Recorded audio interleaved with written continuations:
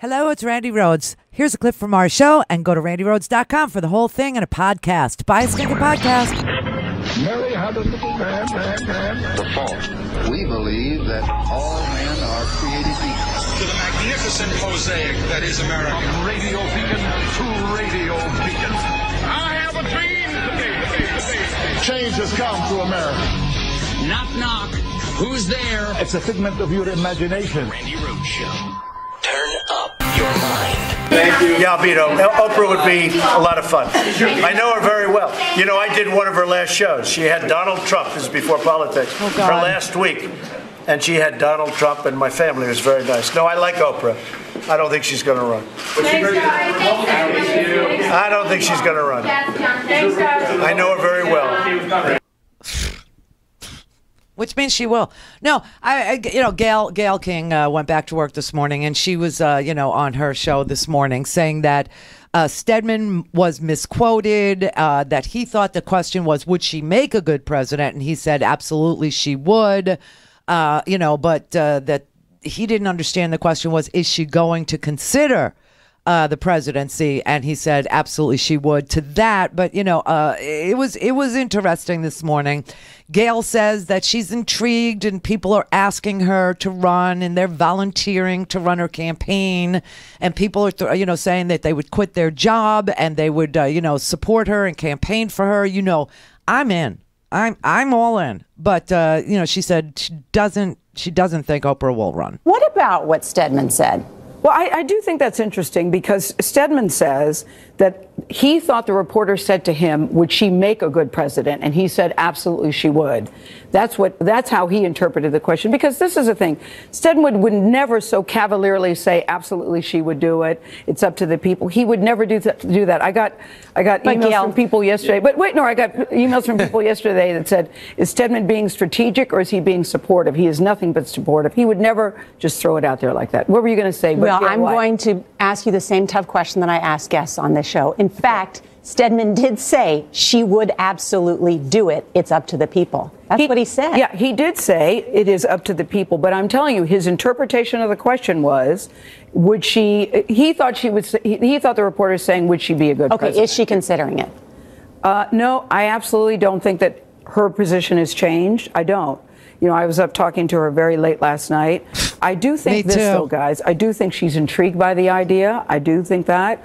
I also know that after years of watching the Oprah show, you always have the right to change your mind. I don't think at this point she is actually considering it. But listen, there are people who have said they want to be her campaign manager, who want to quit their jobs and campaign for her. She loves this country and would like to be of service in some way. But I don't think that she is actively considering it. For the record, that is a I don't think she's actively considering it this time. I was up late last night talking to Oprah. Of course, Oprah wasn't on my phone or anywhere near me. I was just talking to her, begging her, is what I was doing, on my knees. Nicholas in San Cristobal, Mexico, hi. It's been a long time. See, I have not kept up with you the last week or so. I've been sick. So let me ask you a question. Enfermo. If I tell you I am... Huh? Está enfermo. Ahorita mejor. Gracias. I want to ask you a quick question because gracias.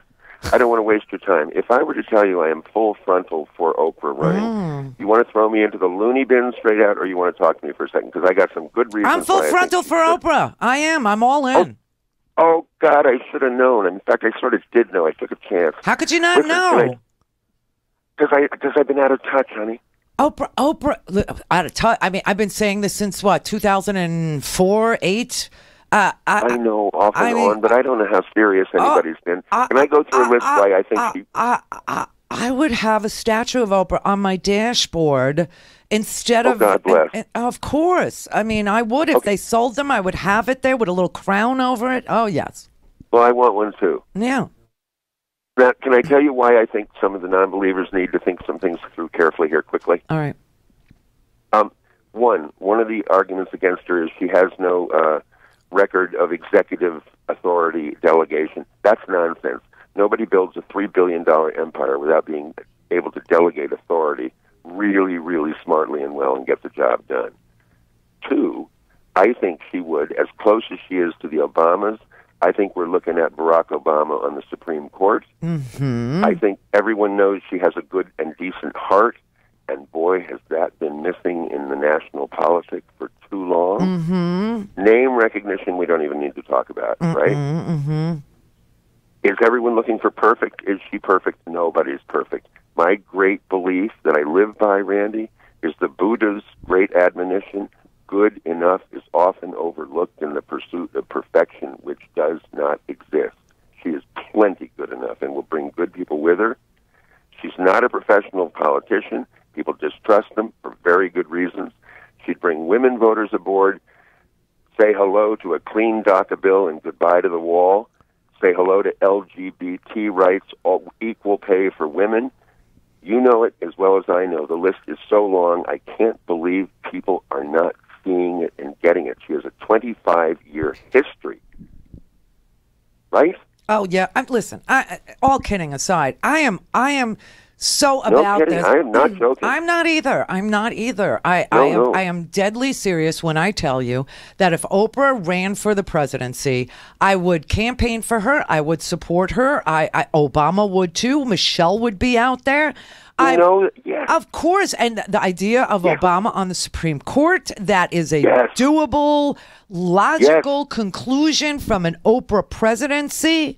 Okay, he's a constitutional scholar. He taught constitutional law. He's been president of the United States. He was a senator. He was a state senator. He's a civil rights advocate. So is she.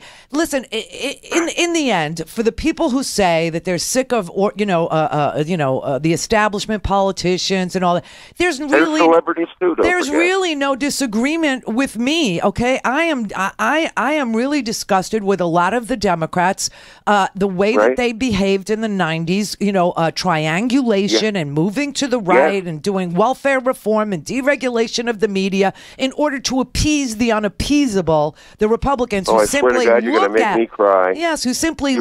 at it and said, oh, this guy's a pushover. We can get anything done now. Now we could do welfare reform to the point where there is no such thing as cash assistance in this country for people who are literally starving. We now have food pantries instead.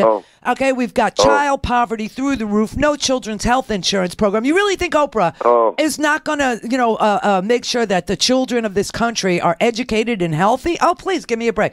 In the end, if she doesn't know it, nobody knows it. In the end, I think what we've learned here over the past, it's not even a year, it just feels like it. But I think what we've learned over the past year is that being president is all about character and integrity. That we have a president who doesn't read anything that he signs, a president who lies every single minute he's talking, and she started a book club. Oh, please! That's what he'll. You know what he'll campaign? He'll campaign on. Oprah's going to make you read. We don't read.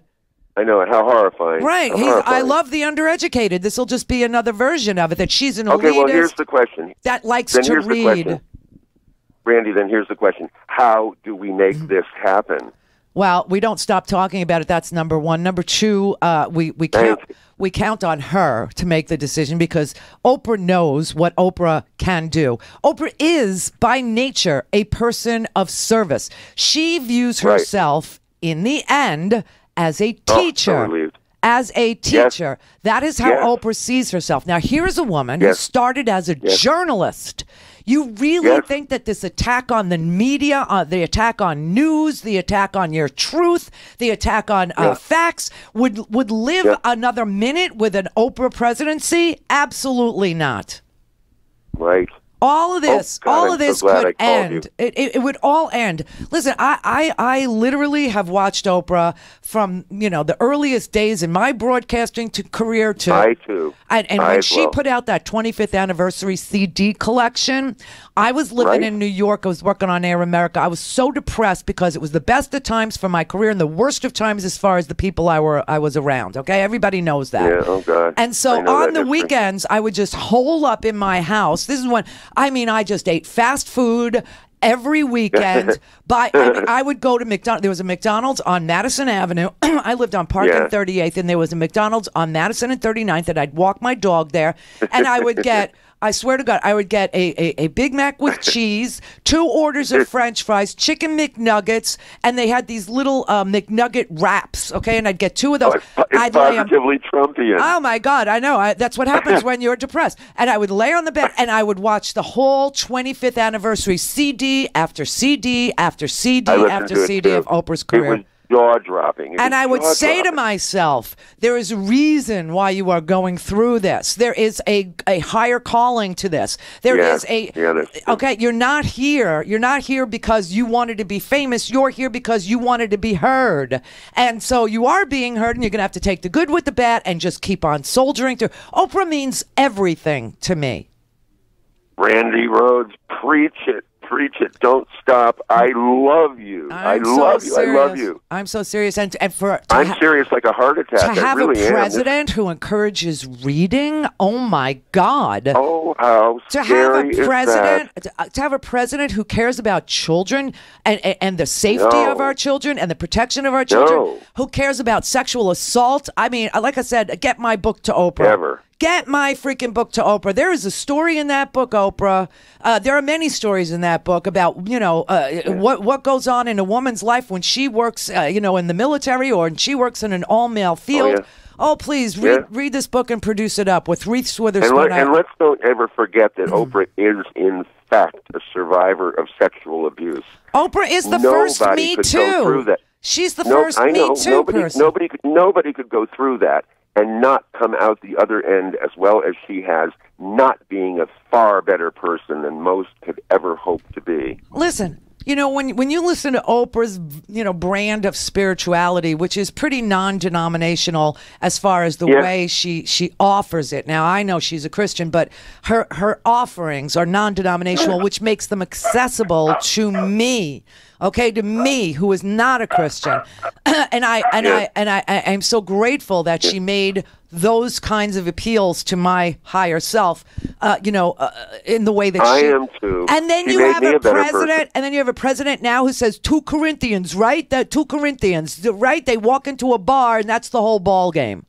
I mean, come on. Sell Corinthians if his pillar depended on it. If this is really a nation of deep faith, as it claims to be, if this is a nation of spirituality, if this is a nation of do the right thing when no one's looking, if this is a nation of integrity and character, if this is a nation that truly values its children, that truly values its women, that truly values its, all of its inhabitants and all of their hard work, and everything basically good and decent, and embraces them when they fall from grace, or tells them that shame is a useless emotion and anger will kill you. If that is really what this country is about, then she is the right person at the right time in the right position as president of the United States. I can't believe this. I was just my mouth was in my heart was in my mouth. And already I'm reading the New York Times, and I'm reading the New York Times. I'm reading other pundits out there. They say Oprah is not the right person. We can't have Oprah. And one of them, I know it. One of them, they're lame. And this is what Democrats do. It's like I said to this woman yesterday who called, who I know loves Oprah, but she was scared. It won't take the money out of politics and blah blah blah. First you have to get the power in both houses, and then have a president who will sign campaign finance reform to get camp. So I was trying to explain this to her, but then I was looking at these lame. I mean, she had some passion about it. But then I'm listening to, I'm reading these pundits today. You know why they're saying stupid things like Oprah can't be on the, the president? Because she held the hand of the Ramsey killer, who was the brother. How horrifying. Oh, my God. I'm like, really, people, if Jesus himself came back and ran for president, you would say... That's it. You would say he's not American enough. He touched a leper. He touched a leper. He's not judgmental enough. He has no feel for. He's a peacenik. If Oprah Winfrey could not make it clear to the country that we need and deserve somebody as good and decent and kind a heart as she in fact is, then nobody can. It's not just about kindness, though. It's about, do you back up your kindness? Do you back up your kindness with action, number one? And number two, do you know how to execute action? Do you know how to build things? Do you know how to educate? Do you know how to execute? And then at the very base of it, it's all about character and integrity. And there is no better person. And if Obama could run again with a Democratic Congress and Senate, I'd be all about that too. Ooh, what about him as vice president? No, you're right, Supreme Court. No. You're right. No, he can't because he can't step in. No, you're right. But Supreme Court. Yeah.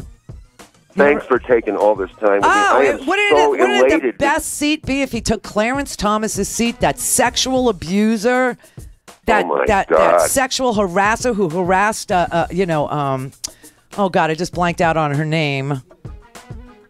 Hill. Anita Hill. Yeah, Anita Hill.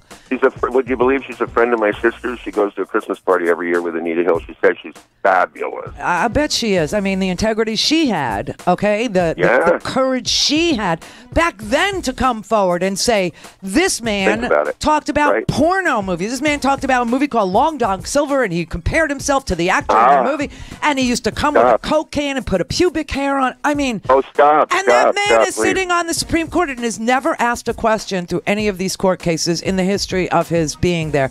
But Anita Hill said to my sister this Christmas Eve, she said, if only I had this kind of support that the Me Too movement is giving women now, I would not have had happen to me what happened, and Clarence Thomas would not be sitting on the court. It's so true. That's a verbatim quote. And, I actually heard, him quoted recently when the Me Too movement was actually having some effect on the way things are looked at and the training that goes on in various newsrooms and stuff like that. They said this is a high-tech lynching. That's exactly what Clarence Thomas called it. They don't have very many words, these Republicans. Same old, same old, same old. And people will continue to vote for the same things that hurt them over and over and over again and expecting a different result. And that's why I say think out of the box. This is a non-establishment person with brains. RandiRhodes.com for the whole thing and a podcast. Buy a stinking podcast.